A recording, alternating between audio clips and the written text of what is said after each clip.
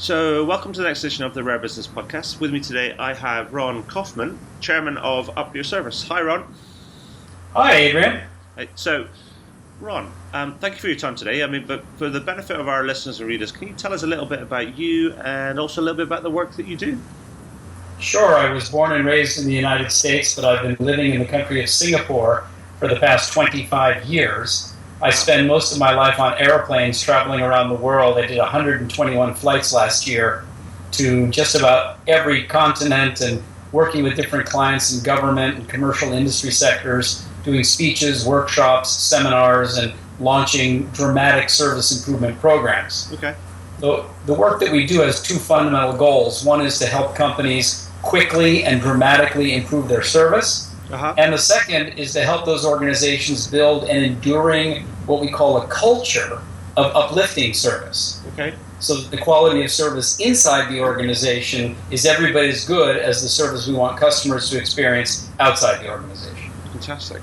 And now, to underpin all of that, I guess, or actually to help a lot of that, you wrote a New York Times, a couple of years ago, you wrote a New York Times best-selling book called Uplifting Service, the proven path to delighting your customers, colleagues, and everyone else you meet. Can you tell me a little bit about the book and how it came about? And also, I always ask authors this, but most importantly, why you wrote it. It's a great question.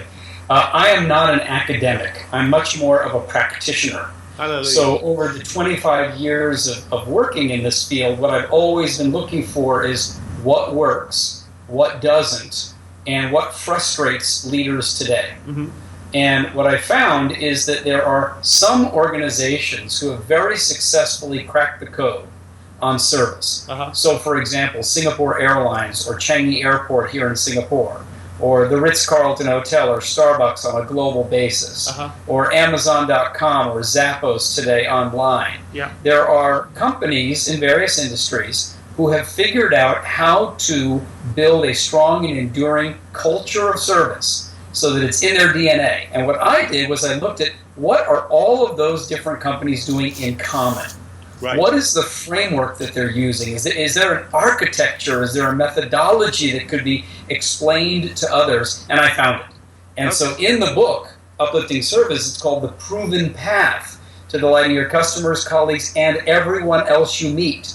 Because when you apply the steps in that path, you don't just produce better customer service, you actually produce service as a differentiator for the whole organization.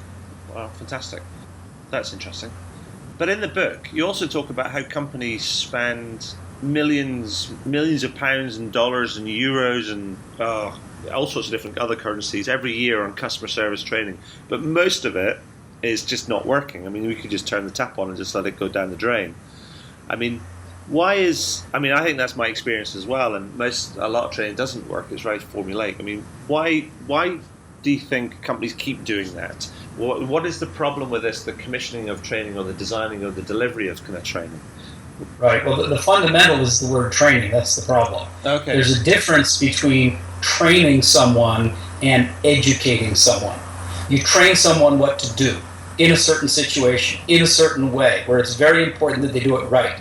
You give them a script, you give them a procedure, you give them a checklist, and then you test them to make sure that they've been properly trained, like a pilot in the simulator, right, or somebody working with a sharp knife, right, or somebody who's working with fire. I want them to be well trained. But in a service environment, we need people who can be more flexible, more responsive, more proactive, more personal. And that means you need to be able to think better about what does it actually mean to serve another person, and then be able to apply certain fundamental principles, but use your own creative ability to figure out how to apply those principles in this situation, which is different than that situation, which is different than a third situation. Right. And you can only do that by educating people, teaching them to understand and think differently about service. So customer service training focuses on the mechanics. Customer service, or what we call actionable service education, focuses not just on the mechanics, but on the meaning of service, the right, purpose of doing these actions. So you're actually you're talking about training in majority is training people, or is telling people what to do rather than actually training them how to think. Right. Okay, excellent. So if you were an organization and they're thinking about improving their service and their overall sort of experience, I mean, and there's one of the challenges for firms is they get stuck in a cycle of, oh well, that's how we've done it and it seems to have worked, and then they just keep on that sort of track. But if they decided they wanted to break that cycle and wanted to step out and improve their service, and they wanted to do something different, I mean, that would help them dramatically improve their service, where would you say they should get started?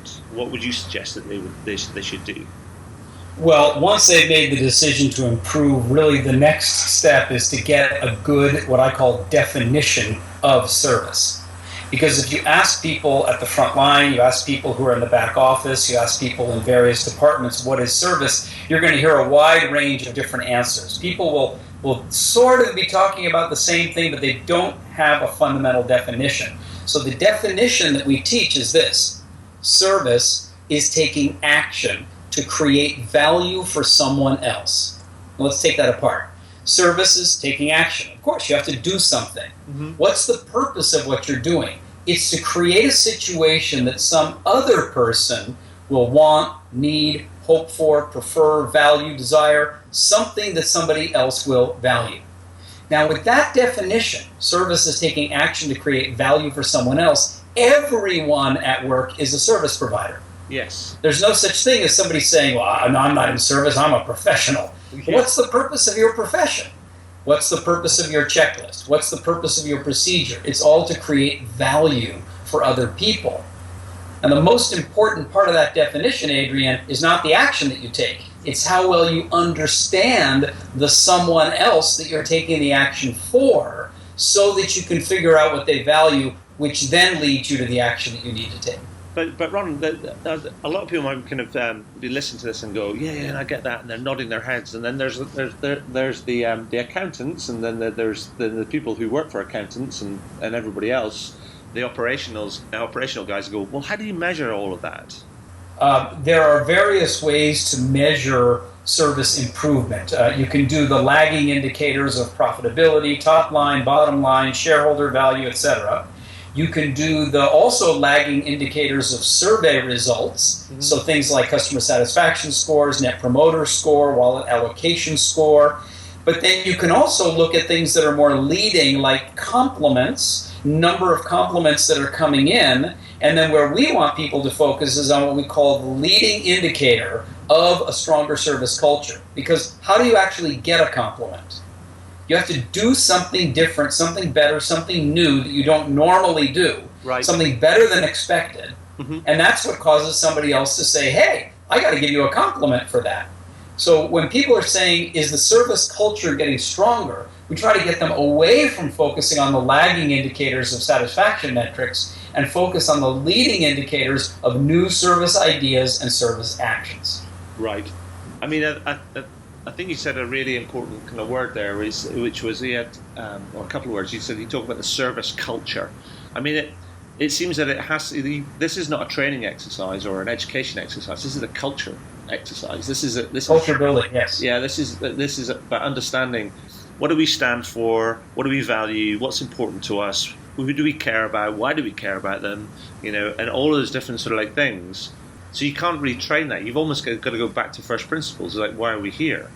Is that right? Well, Adrian, all the questions that you ask are excellent, and they will give you a sense of, what kind of culture do we want. But what I wrote about in the book is that you can actually engineer the development of that culture. There is a fundamental architecture that can be applied that involves not only service education, but proper rules of service leadership, and then what we call the 12 building blocks of service culture. Right. So, for example, building up a common service language, recruiting the right people into the organization, and when you recruit them, giving them an outstanding orientation experience so that their first impression of the company is the one you really want it to be. Right. Having your recognition programs in place, your communications programs in place, your service recovery programs in place, your voice of the customer capture, your service metrics, your service benchmarking. In other words, there's a lot of very practical things that people can do to what we call engineer the development of a service culture. So it's not just feel good, it's actually do the right things to produce a culture that is good. So that sort of actions speak louder than words sort of idea. Absolutely. Okay, excellent. I mean, but in the bit you're also going to talk around, I mean, this is not, as you say, right at the beginning of the interview or our conversation, you talk about saying, I'm not an academic, I'm a real sort of practical, pragmatic sort of guy. And you share a number of examples in the book of firms that are responding really well to some of these challenges. And you mentioned some of them earlier on. Can you give us a couple of examples of some firms, and hopefully not the usual suspects, that are responding well to some of the challenges, like around having to be more speedy and transparent and genuine and authentic, and all those different sort of like challenges? Sure. Sure. Let me give you two examples. One is an Indian technology company called Wipro. Wipro's got 130,000 employees. Cool. And they had a reputation for being low cost, for being a vendor, and for meeting the service level agreement. Right. Now, the problem with that position is anybody else can come in with a lower cost. Yes. There's nothing that really differentiates you in terms of value add. Mm-hmm. And they see you as a vendor, not necessarily as a priceless partner for the future. Right.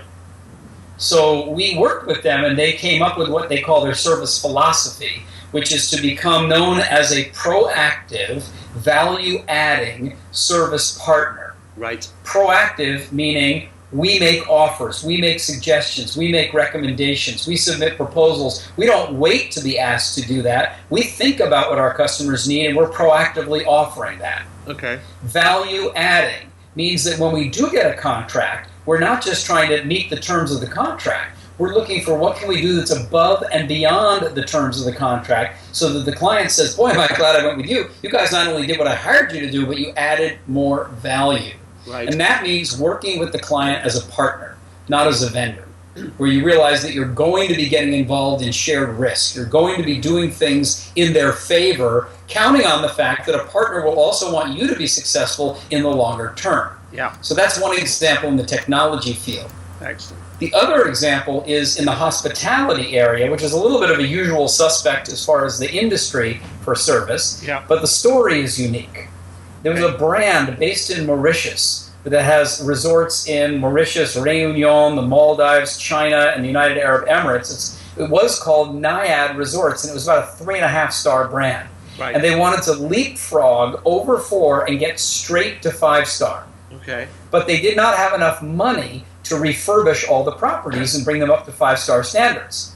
So what they did instead is they took things out of the rooms rather than putting more things into the rooms. They added more light, they painted the walls more white, and when guests came in, they said, well, our theme here is less deluxe, but more delight. Okay. So now that we've got you here, we are passionately interested in what is it that you like. Is it flowers? We can do that for you every day. Would you like to have an exercise studio in the room? We can bring in some exercise equipment. Are you somebody who likes to do painting? We can bring that in. So in other words, rather than trying to overload every room with every possibility, they stripped it down and then dramatically ramped up the service attention that they were paying to each of the guests. And not only did the guests notice it, but the travel industry noticed it and gave them a 5-star ranking within 2 years. And what that meant was that their occupancy rates went up, their room rates went up, and they earned enough money then to be able to do the complete refurbishing project that they couldn't do just 2 years before. And I hope they didn't actually start chucking stuff back into the rooms when they got them refurbishment. Less deluxe, more delight. Yeah, no, that's great. I like that. That is really, I mean, it's very contrary, isn't it? Yes, lighter and brighter. Excellent. Now, also going back to the book, I mean, the book was written in sort of like, it was published rather in 2012, so I guess it was probably written over the latter part of 2011. Yes. And then published in 2012, and now we're in 2015, and we know how things kind of like, how fast things have changed and changed around. I mean, what's changed since you wrote the book? Well, there's a lot more recognition of the importance of culture. Right. I think this issue around service culture, it's not airy-fairy anymore. You know, a lot of times when people hear the word culture, they go, oh, that's the soft stuff. And then they hear service culture, they go, it's really fair. And that's not the way it is anymore. I think serious business leaders recognize that in industry after industry, because of globalization, because of commoditization, because of the dramatic increase in competitive pressures, to differentiate from anybody else based on product, it's not easy to do that over an extended period of time. you've actually got to differentiate based upon the quality of the experience that you create for the people who are your customers or your clients. And in order to do that consistently, you need to develop the kind of culture that attracts, develops, and retains people who want to be those service providers. So the importance of culture, not only for differentiating from your competition, but also for attracting and keeping the best talent. Okay. And so what should, in the light of all of that and all the changes and the changing environment, all the pressures that firms are under now, is that what would you say that what are the top things that you would be advising firms to do, to think about, to consider, thinking about kind of where they are now, and also like looking to the future? Yeah, I would say look very seriously at what kind of a place your company is right now for people to come to and work in every day. Right. Are people coming because they've got a job, or are they coming because they enjoy coming to work? Right. And do everything you can to turn your place of business into a place where people are looking forward to getting to work, where people stay for longer hours because they want to be there to get things done, where they enjoy being with each other, where the culture of the organization is actually uplifting the service provider as well as providing uplifting service to the end customer. Yeah. And I guess that's a great point, and some people might be turning around and going and thinking about, well, actually, no, that sounds like employee engagement and things. But I guess same. Yeah, well, right? exactly.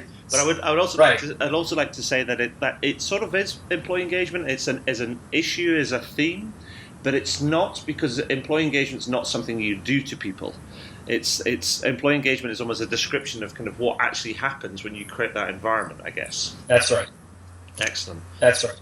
So, Ron, is there anything else you'd like to add before I ask you my final question? Sure. I'd say that one of the tips that any reader or listener can do is become a studious observer of service. Okay. Service is all around us. It's in every government function. It's in every commercial function. It's in your personal life. It's in your business life. It's in your community. It's in your neighborhood. It's in your family. It's in your department. It's everywhere you look. People are taking action to create value for other people. Yeah. Become an observer of what's working in things that are not just your industry. So when we talk about service benchmarking, we don't mean look at your competition. That's competitive intelligence. Yeah. What I'm saying is look at any other service provider and see what is it that they're doing well, and what can you learn from that? How can you adopt it or adapt it and then apply it in your own situation? Excellent. So always be learning, always be looking. That's right. Excellent. So finally, my final question, Ron, and I always ask this to the majority of people that I have on the podcast series, and the question is this: is there anything that you would like to shamelessly plug?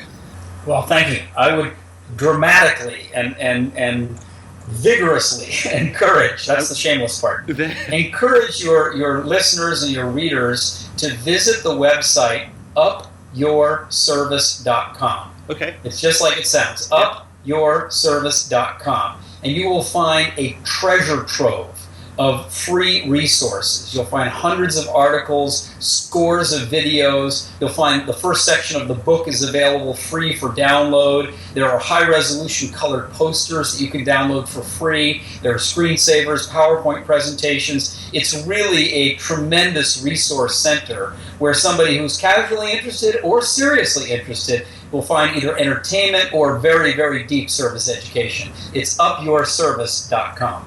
Well, that's fantastic. I mean, what I'll do, Ron, is I'll make sure when I write up the notes for this, I get that all linked up and everything else, and make sure people get pointed, both the readers as well as the listeners get pointed in the right sort of direction. But finally, just wanted to say that thank you for sharing your time and your insight and your experience with us. That's been great. It's an absolute pleasure to be with you, and I admire what you're doing, Adrian. Keep it up. Thank you, Ron.